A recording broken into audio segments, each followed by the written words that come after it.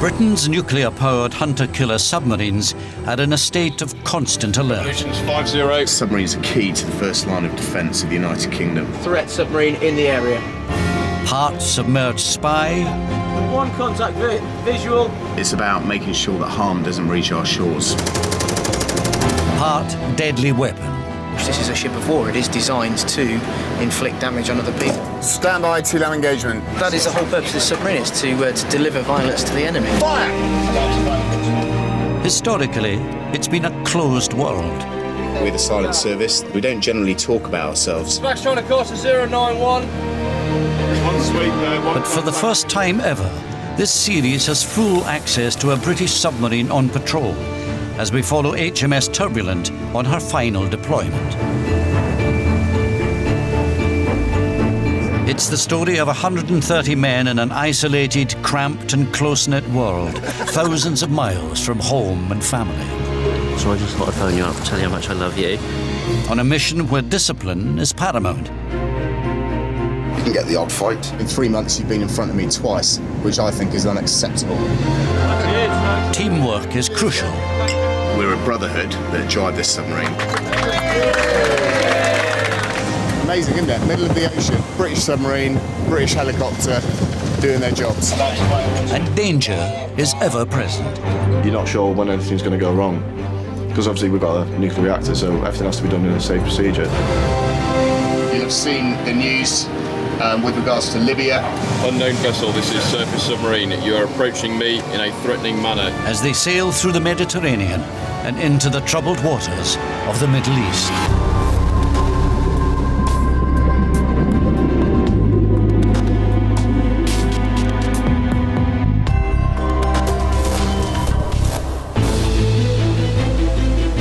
In this episode, preparing for the pirates. RPG! Pointed at the submarine. A bad day for Buster. Dirty jobs and the men who do them. I'm going to wash my hands now because that's come out of someone's arse. And going into action. We are to go to 2 hours' notice to fire as soon as we arrive in theatre.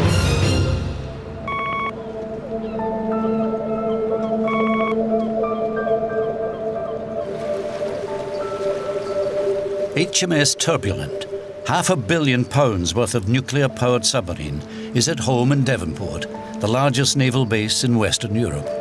After nearly 30 years active service, Turbs is facing her last mission before being scrapped. These final hours of preparation are the most vital of any mission, the crew's last chance to get the boat stocked and in shape for the journey ahead. After they leave Plymouth, their route will take them through the Mediterranean and beyond the Suez Canal to join the international effort to combat piracy in the Indian Ocean. It's going to be a long and arduous mission. I was always told that you would not go to sea for any more than 4 months at a time. So when they said 8 months, I was quite shocked. For many of the men, it will be the longest time they have spent away from their families. It can never not be traumatic, leaving your loved ones, your siblings. It does put a lot of stress on your family life. I'll kiss my son and daughter goodnight, put them to bed, come to work, and then I'm not going to see them again for 284 days. Some of them are taking it particularly hard. I'm recently engaged, and she is very supportive and tries to be, but it's a big ask. I've got a little 10-month-old son at home. I think I'm going to miss him a lot. Definitely. They'll spend the coming months crammed together in a tiny space. The submarine is 84 metres long. There's 130 of us in a steel tube. And you've got to be quite mentally strong, I suppose, to do it. And they are relying on a boat coming to the end of its working life. Imagine if you were to take a 30-year-old car to Singapore, drive it to Singapore, enter the Singapore Grand Prix and then drive it back. That's kind of an analogy of what we're trying to achieve. Submarines are more mechanically complex than the space shuttle. Per cubic inch, they have more science packed into them than any other warship. As a hunter-killer designed to pursue and attack enemy shipping and bomb onshore targets, Turbulent carries a ferocious armoury that includes Tomahawk missiles. When it's gone, it's gone. It's going to hit the target with pinpoint accuracy. And as I said, that target could be over 500 miles from the submarine. 37-year-old Welshman Lieutenant Commander Gareth Jenkins is the boat's second in command. As well as Tomahawk, Turbulent also carries the extraordinarily powerful Spearfish torpedo. If you're firing against a surface ship, it's designed to find out where the ship is, and it'll detonate a number of meters below the hull, create a massive air bubble which will lift the ship out of the water, break its back, and then it'll sink. Come on lads, no slacking. 3 tons of food must be crammed on board. Enough to last 130 men 100 days without surfacing. I've heard of terrible stories of logistics officers not ordering enough tea bags on submarines, and then tea bags having to be reused and dried out. So it's a British submarine. If we don't have tea, then it's not going anywhere. And every last inch of the boat must be checked for noise reduction. It's the sort of thing we're after. It's just paint which is rusted off in big pieces, but it's enough to make a rattle. Stealth is key to the mission's success, and at sea, there will be no second chances. Turbulent's captain is 42-year-old Commander Ryan Ramsey. He joined the submarine service in 1991 and has passed one of the world's toughest selection processes to take command of this vessel. It is an enormous responsibility being the captain of a nuclear submarine. But my biggest responsibility is to my crew, to make sure that we get to where we're going and we do it safely. What makes a good submariner? I think the biggest one, the biggest point is sense of humour. I think it's vital. No, it won't. You have to be able to get on with people.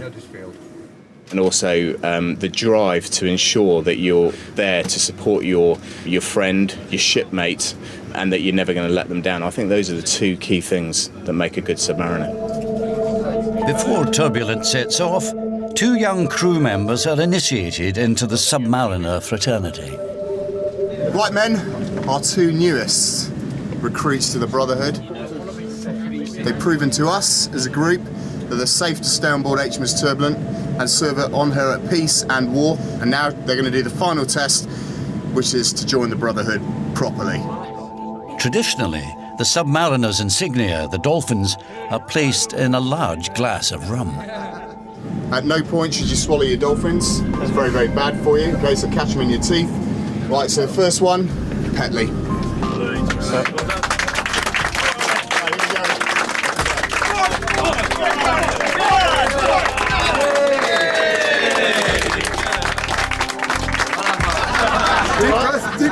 Deep breath, that's it. Well done. Good man. Okay, now Mr. Westwood.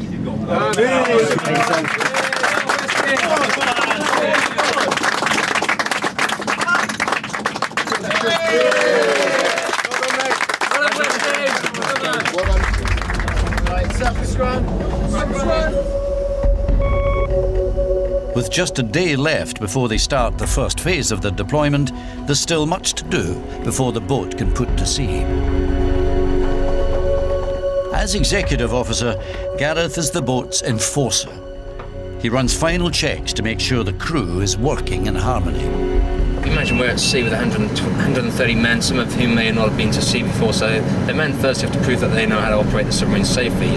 Anything from something as simple as putting a positional fix on a chart to firing a missile to looking after the nuclear reactor.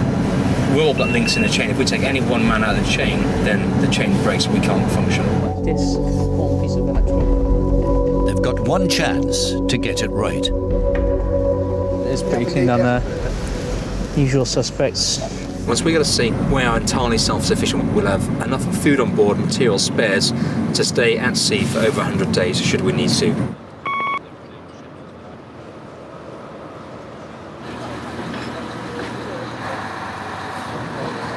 It's the day of departure.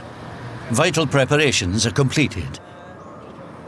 A last cigarette, a final call home, a team photo. That's it, keep looking this way, nice big smiles. And Turbulent is on her way.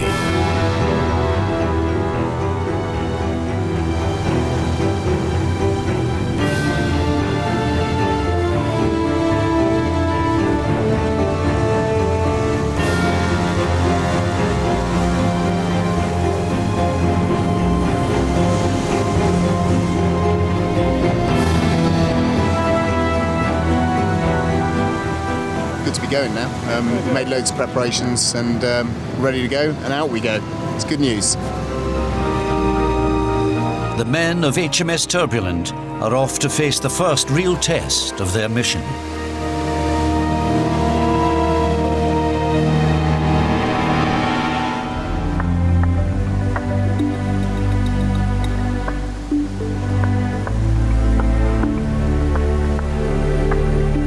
HMS Turbulent is on her last mission. Her crew's first task is to prove their operational capacity to members of the elite naval training team, Flag Officer Sea Training, aka FOST. They are here to put the crew through their paces. The mission can't continue until Turbs has passed their series of stringent tests. Made a name for ourselves, and reputation is always hard won and easily lost. For me, failure is not an option. I'll drive this through to conclusion and make sure that we pass, but there is a risk. Submarines are built to work underwater. They are at their most vulnerable when on the surface. This mission is going to be particularly trying for Turbulent, as there are several choke points where they are forced to surface. The Strait of Gibraltar, which takes him into the Mediterranean, and the Suez Canal and Bab el-Mandeb, two areas with a high risk of pirate and terrorist attack, will have to be negotiated.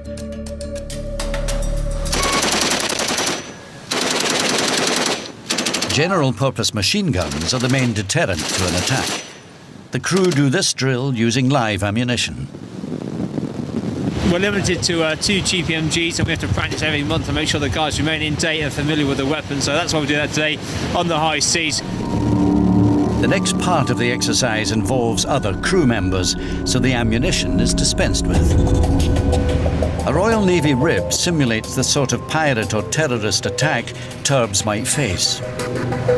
The FOST inspectors will be looking to see how well the crew deals with such an attack while they are surfaced. Speed of approximately 20 knots, 2 personnel, no weapons. Now 20 starboard, drawing right, range 500 yards. He is drawing right, sir. RPG! He's got an RPG visual, he's pointing at the submarine. Bridge, XO, take target, take target. This is RPG pointing at the boat. All right, what are you going to do, guys? At first, the gun crew appear to have the attackers covered, but then the would-be pirates spring a nasty surprise. On the stern, 50 yards. By attacking Turbs from the stern, its weakest point, they have exposed a vulnerability. And it's not in your weapon arcs, you need to let him know. You two talk to one another. Oh man, out my weapon arcs. The machine gun arcs have a blind spot. GPMG is doing nothing. The gunners are advised to switch to lighter, dismounted weapons. Both personnel seen dead, sir. Headshots. The bad guys have been dealt with, but the FOST inspector still feels there's a problem. I think, in summary, sir, what has been highlighted is your vulnerability, you know, your limitations up there. If the threat's from the stern or head-on, you just haven't got the arcs. Okay, thanks very much, and thanks for the training. And we've got to get this right, because actually this is one of our key vulnerabilities when we're on the. We're not designed to be on the surface, we're designed to be underwater. And actually they've highlighted some issues that we need to start mitigating now. Okay, thanks very much. Okay, sir. Gentlemen.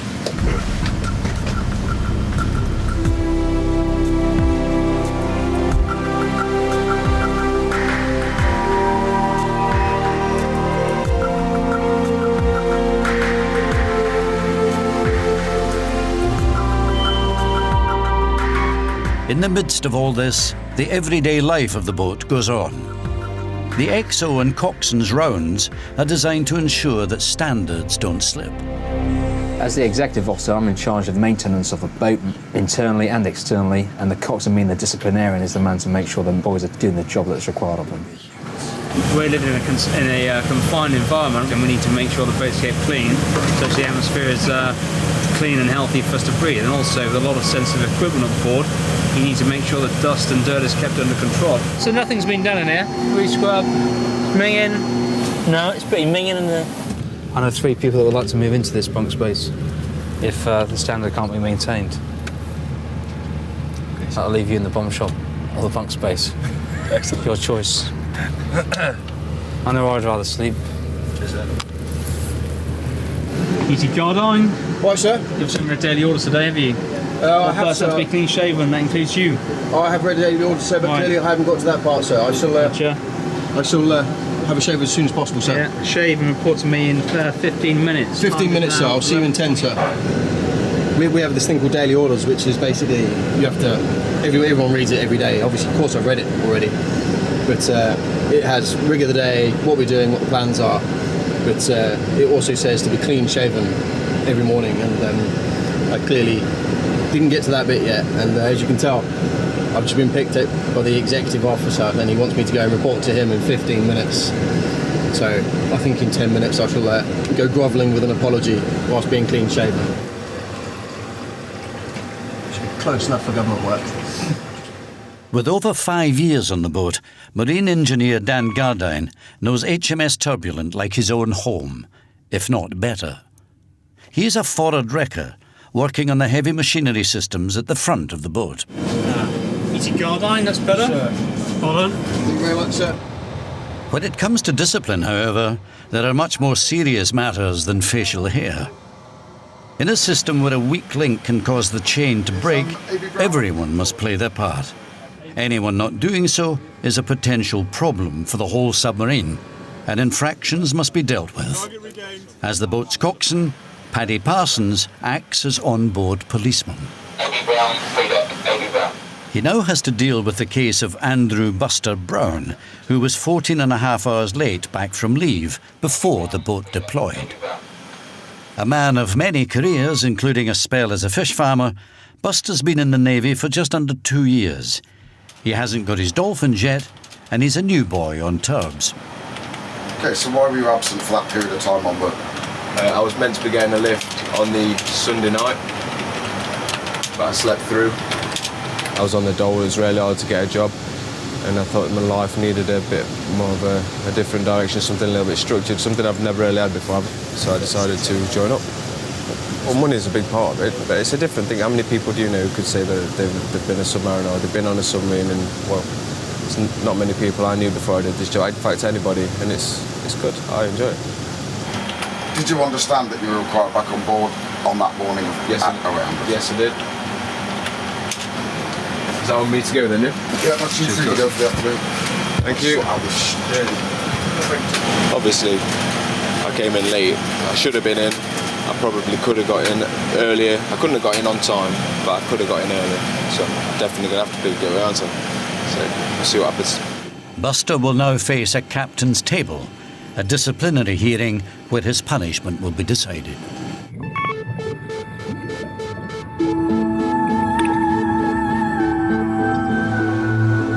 The final phase of Turbulent's proving period is to show they are war-ready in an all-out exercise involving the military might of NATO's combined forces in the area. We're in the middle of the Thursday War, as it's known. Lots of surface ships, aircraft, helicopters all over the place, and now in the process of getting ready to engage one of the heavies. Range is 11,000 yards. Should they be called into action, they could be tasked with launching a spearfish torpedo against enemy shipping. Standby spearfish attack. Standby spearfish attack against Master Zero. Although this is a simulated exercise, getting it right is crucial, for the time could soon come when it's for real. Okay, hold the ports. Stand by the fire, Master 02. Stand by the fire, Master 02. Weapon system ready. Fire! Weapon 3 is homing. Loud explosion audible. It's a hit, and the captain's happy. For the submarines, it's great. We can just go around shooting things and building up our skills, dealing with capable opposition, but generally, from our perspective, winning.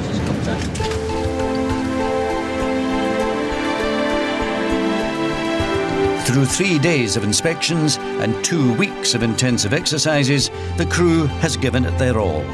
Now they must await Frost's verdict.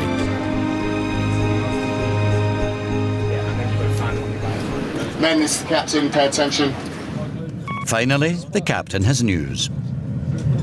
Well done on your hard work, but we've still got some work to do. There's some bad guys out there as well, and we need to be able to deal with anything that they put in our direction. So you need to keep focused right the way through this, and then do what we have to do for the United Kingdom. That is all.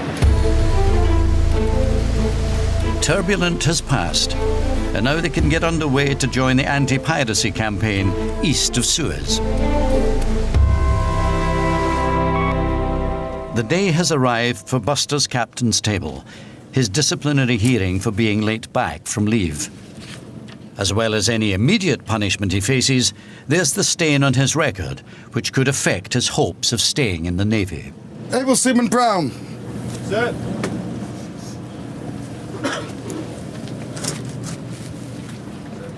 Able Seaman Brown. Off, cap. As your commanding officer, I'll be hearing the charges against you. Are you Able Seaman Andrew Brown 301176665? Yes, sir. You are charged as follows. Coxswain, read the charge.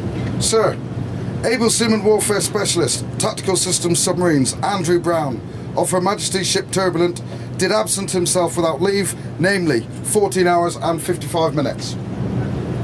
Do you admit or deny the charge? I do, sir. Do you or your assisting officer on your behalf wish to make a plea in mitigation? Wish to make a plea of mitigations. Chops. Sir, it's fair to say that Brown has not gone off to the best of starts during his short time he's been on board HMS Turbulent. He would like to take this opportunity to express his regret in his course of action which brings him to your table as a defaulter. He realises there is no real excuse for his absence, but he has been under a great deal of pressure in his personal circumstances with his girlfriend. Finally, Brown wishes to apologise to you for all the inconvenience he's caused. Thank you, Chops. I find the charge proved. I believe that you've shown true remorse for what you've done. But you should realise that this is a disciplinary measure and it will be recorded in your documents. Furthermore, as an administrative measure, I'm going to place you on a level 3 warning for discharge shore. This will be reviewed in 3 months, by which point you must have made improvement, otherwise you will be released from the Royal Navy. Do you understand? Yes, sir. This hearing is now concluded. Able Seaman Brown, on cap. Right turn, quick march, right wheel. Left wheel.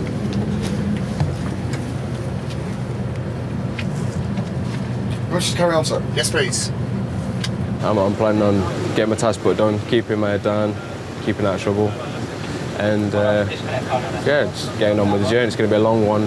I want to make it as easy as I can. You know, I don't want to. Just want to make it as easy as I can, basically.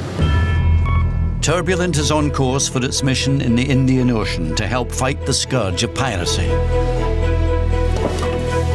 But then news comes through that will change everything. You'll have seen the news with regards to Libya. It's becoming increasingly unsettled, and we need to be prepared to do everything to give people time to think and also to enable stability in the region. And that involves every warfare discipline. Turbulent is being diverted to help support the UN mission in Libya, over 1,000 miles away. The pressure is on to get there as fast as possible as events escalate in the North African country. O Group is a daily meeting of the boat's heads of department. Libyan Air Force has been assessed as no longer a fighting force following the sustained airstrikes that took place last week. But fierce fighting is still raging between ground units and cities peripheral to the rebel stronghold of Benghazi. I think that the Middle Eastern popular unrest is going to be a feature of the next number of months. Okay, thanks. We've spent over 8 months preparing for this, all in all. Everything we've done is prepared for this deployment to get on and do what we have to do, and the focus shift has to change now. So the men are motivated. I get that feeling when I wander around. Now we need to channel that accordingly. And there's 2 busy operational theatres we're now going to go to. You've heard the political update. You've seen the news yourselves. You know how busy it is in both the theatres that we're going to operate in. We just sailed as if we were going on a normal deployment, and then you hear a reply from the captain saying what's going on, and that'll kind of go, you go, wow, it's kind of real now.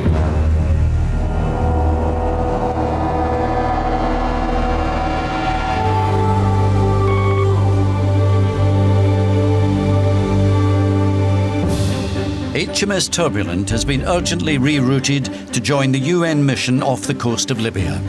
She must get there as soon as possible, and as a submarine, she's fastest when submerged. Diving the boat is a major part of the submariner's art, and control is the key. It's a highly complex maneuver involving over 225 individual and operational checks.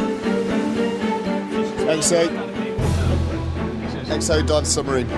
XO Gareth Jenkins is in charge of the dive. Intervent. Very good. Open 1 and 2 main vents. Open 1 and 2 main vents. Vents are open to let water rush in and air rush out, allowing the submarine to submerge. 1 minute, XO. The captain monitors whether the dive is going to time.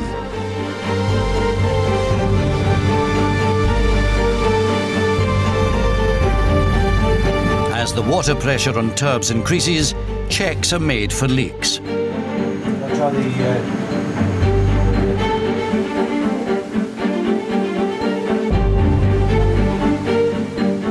Revolution's 1-6. Revolution's 1-6. 25 metres, 2 down, full rise on. Bubble coming up. Once underwater, the nuclear-powered submarine is completely self-sufficient. The only limit on its endurance, its ability to stay submerged, is its stocks of food. 4 up. Scanner report. Southland John 57.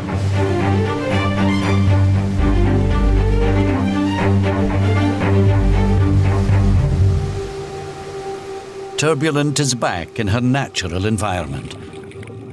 Underwater, life continues as normal for the crew. As a hunter-killer, she's a war machine, but she's also home to 130 men. Good to go.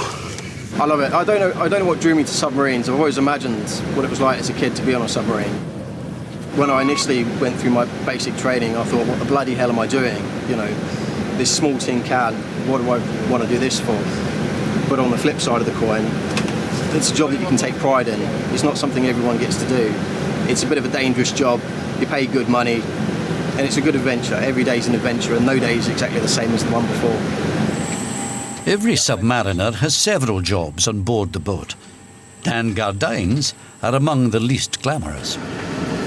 Nobody likes washing somebody else's dirty knickers and socks, so we get a little bit of money out of it, you know, for doing it, which is not too bad really, because it can be a bit monotonous and it can be a bit drawing, especially when the washing's up to here, waist height, and you've got to plough your way through it. If we're on patrol or we're going in a quiet state, then we have a tendency to try not to wash unless it's important, like chef whites, overalls and tea towels, things for hygiene. Even domestic chores like this can have an impact on the boat's operation. Sound can travel hundreds of nautical miles through the water, and the washing machines on board have to be exceptionally quiet to avoid detection. We've got some very intelligent washing machines and tumble dryers, so we can actually put them on an extremely quiet wash so that the enemy can't detect us and can't detect the vibrations through the washing machines. If variety is the spice of life, then being an engineer on a submarine answers all Dan's needs. I'm a jack of all trades really, a bit of a handyman. Some of the good things about my jobs are you get qualified working with hydraulics, you work with multi-million pound systems and you're actually trusted to repair them. One of the bad things about my job is also I work with the sewage system as well, so if someone's blocked a shithouse, it's my job to fix it. You imagine 120 beer-drinking, curry-eating submariners all on the same submarine with only 5 toilets. It happens quite frequently. What's going on with the heads? Broken macerator. What, just on that one? Yeah. You were declogging, is that what they mean? You're just doing that? I'm blocking this one. So we haven't got blocked pipes? No. Okay, No. the rest are all working? Alright. This is what blocks it up. Right, it's come from someone's arse, but it's actually calcium. The water that we drink on board strips the calcium from your bones and your body, and that little piece there is basically like concrete, and that's what happens to the pipes. It lines it up, and the little macerators, when they turn, they can't chew it up, so they burn out kind of what's happened in here and just block up. But I'm going to wash my hands now because that's come out of someone's arse. Good man. Shouldn't be long. I'll be back together. With space at a premium, keeping fit on the boat is not easy, even though Navy rules demand it. Well, I think it's really important that if you're going to keep your mind alert, you need to keep physically active as well. You take into account how little space there is to walk around. You're sat down a lot for most of the job. Actually, this is exceptionally important, just to make sure you burn off enough calories and you're alert right the way through. And we're going to need that where we're just about to go into that. We're going to need our wits about us. Inevitably, with this many men on a boat, competition is massive. There is a competition in the wardroom, generally between the XO Gareth, the MEO Ben, and the pilot Gareth Griffiths. They're about a minute ahead of me. I'm a minute behind them with times, but there's room for the old man to come in from the outside, I reckon. See, the MEO's achieved 707, so just to give them a bit more focus, give that 705. As Turb steams towards Libya, the crew knows another British submarine has already seen action in the area. The lads are obviously aware that our sister submarine Triumph has fired Tomahawk missiles against targets in Libya, and they're aware that there's a potential possibility that we may be called upon to do the same. Our job at the moment is to remain ready for our primary tasking, which is to go east, whilst tempering that with the fact that, yes, we may be called upon to strike, and be ready to do so when called forward. 19 people trapped for a 29 bulkhead. Because we're a weapon for our political masters, actually, we're there to help them achieve whatever aim it is. So actually, we might get there and do nothing because there's no need to do anything at the time. But we need to be ready for the moment critique when they decide that military force is the thing they want to use. Until it needs to be used for its primary purpose, the bomb shop doubles up in a number of ways. Today, it's a dental surgery. Members of the crew are trained as on-board medics, able to deal with everything from a toothache to a heart attack. This sort of self-sufficiency means the boat's operations are interrupted for only the most serious emergencies. There we go. Are you comfy where you are, Buster? Uh-huh. Good stuff. Just let me know and I'll get you some more cotton wool. All right. That's all you can say when you've got forceps, the kit in your mouth anyway. If you open wide for us, I'm going to take that out. Okay. That has to be one of the better ones I've done. Okay, slow for us.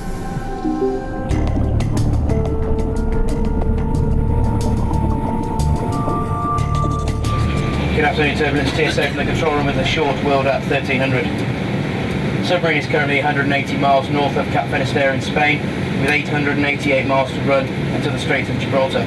Weather up top is fine and the sea state is low. 19-year-old able seaman Edward Timpson, aka Timo, has only been on the boat 7 months, but he's born to the job. Well, all my family's in the Navy. My dad, my granddad, my uncle, my cousin, my brother. Well, they're quite a naval family, really.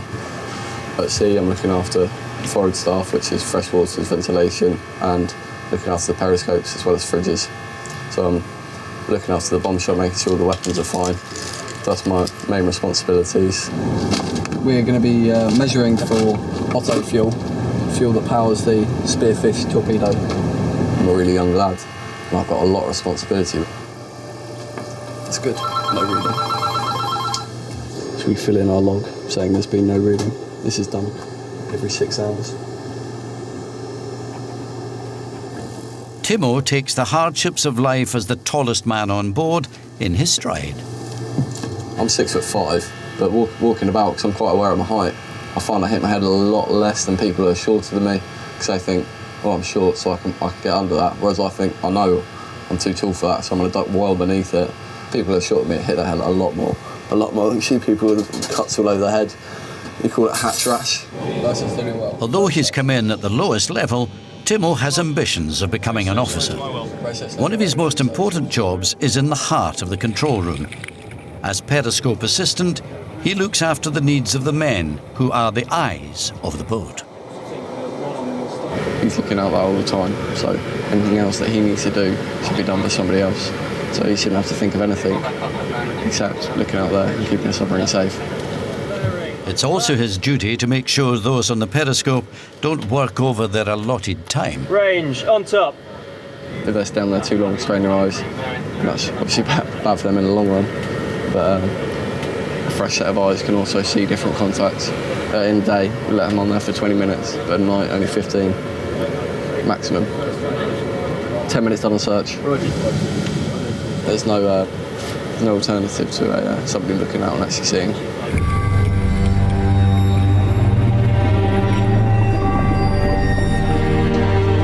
For long periods, the men on periscope are the only ones to see above the surface. Under the sea, night and day can roll into one for the men on Turbulent. They work in shifts, a constant and exhausting 6 hours on, 6 hours off. At any point, half the crew could be asleep.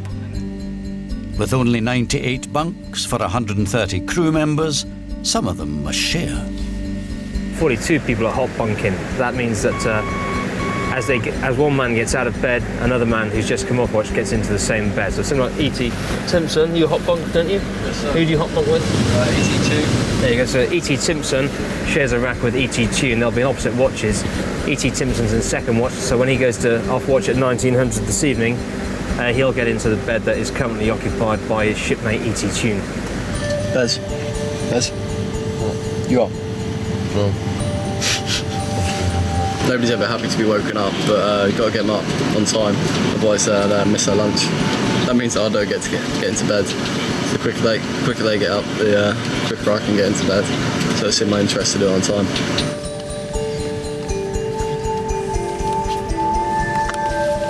This is what we call hotel living accommodation. I have about 14 inches between me and the metal deckhead, which suits me down to the ground.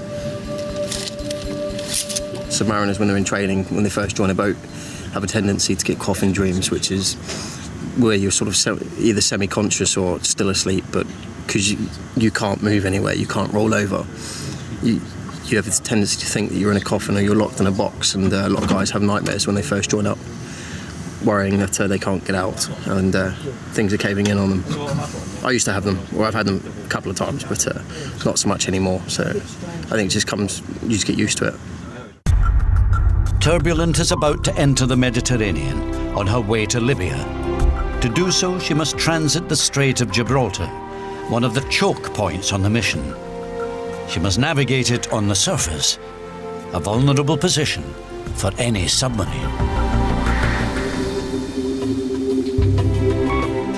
HMS Turbulent is in the Strait of Gibraltar, heading for its new destination, Libya.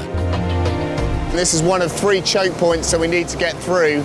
At the moment, the vulnerability is posed by the fact that submarines are designed to be underwater. We're relatively slow on the surface. The waterborne threats, whether it be from Al-Qaeda or whether it be from other organisations, they may take this as an opportunity to have a go. This is where that can happen. As the gateway to the Mediterranean, the strait is one of the world's busiest shipping lanes. But the captain is not just concerned with the risk of collision.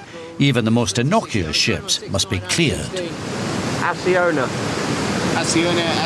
this is surface submarine on your starboard bow, over. This is only the very beginning. It's not a sprint, it's a marathon, and we need to make sure that everything we tailor takes that into account. We need to provide Tomahawk capability, intelligence gathering capability for a period of over 9 months. With the Strait of Gibraltar safely behind her, Turbulent now needs to cover the 1,000 miles between her and the coast of war-torn Libya as quickly as possible. Help support the state of Vex mostly flat. Hold down. Roger down.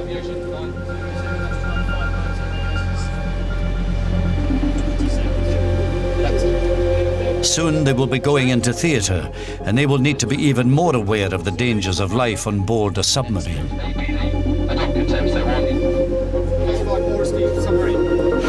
Fire! Fire! Fire! Fire in the ship's up!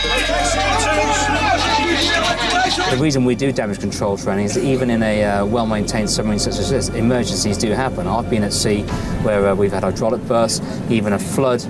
The bottom line is mechanical things do go wrong and fires happen. Emergency stations, fire, fire, fire. Drills like this are treated with the utmost seriousness. In the first phase, the crew attempts to extinguish the simulated fire. They know that just 4 years ago, men died in a real fire on their sister submarine, HMS Turbulent. The shared experience of this daily danger is something that unites all submariners. If we have a fire, we can't dial 999 and phone the fire brigade. We have to be able to rely on each other to deal with any emergency that is put before us. That's right, okay, you're being beaten back now. Okay, being beaten back now, go shut the door. Okay. The crew has failed to extinguish the fire, so the second phase of the exercise kicks in. The designated fire team is now called in. First, they have to get into full fire protection gear. Each submariner knows he holds the lives of the others in his hands, so being drilled to perfection is the difference between life and death. The fire's out, the fire's out. The fire has been successfully extinguished, but they will repeat this exercise often in the months to come. They can't afford complacency.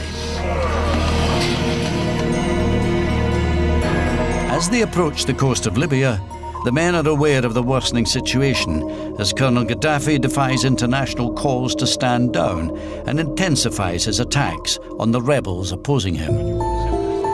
With the growing awareness that they may well be called into action, Turbulent's crew is experiencing its last days of normality.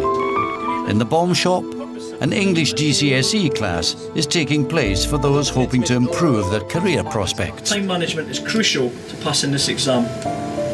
Read through the paper, read through the question before you try and answer the questions.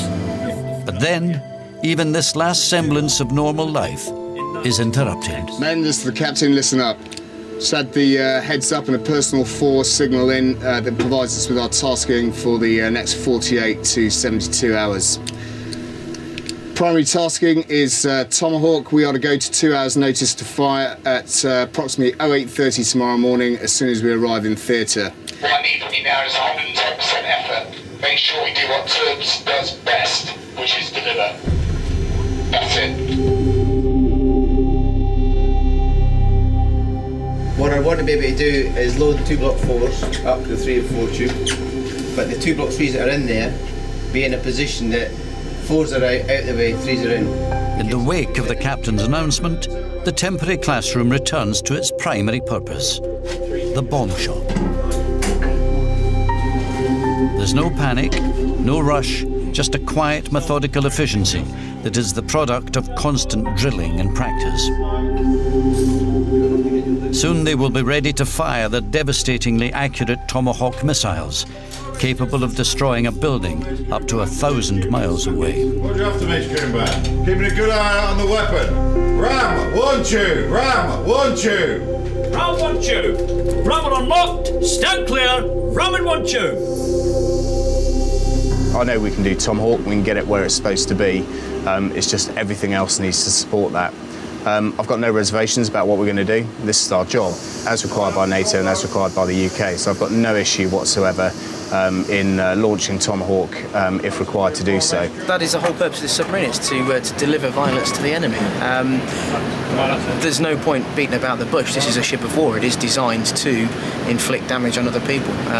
It's one of those things, it's kind of personal, isn't it? If you, I'm sure if we ever did go to war with anybody, there'd be the soul searching, but that's done off watch in your bed, or that's your own personal thing to do. Now they are off the coast of Libya. Turbulent's weapons are primed, and as the reality of the situation hits home, they get the Libyan capital Tripoli in their periscope sights.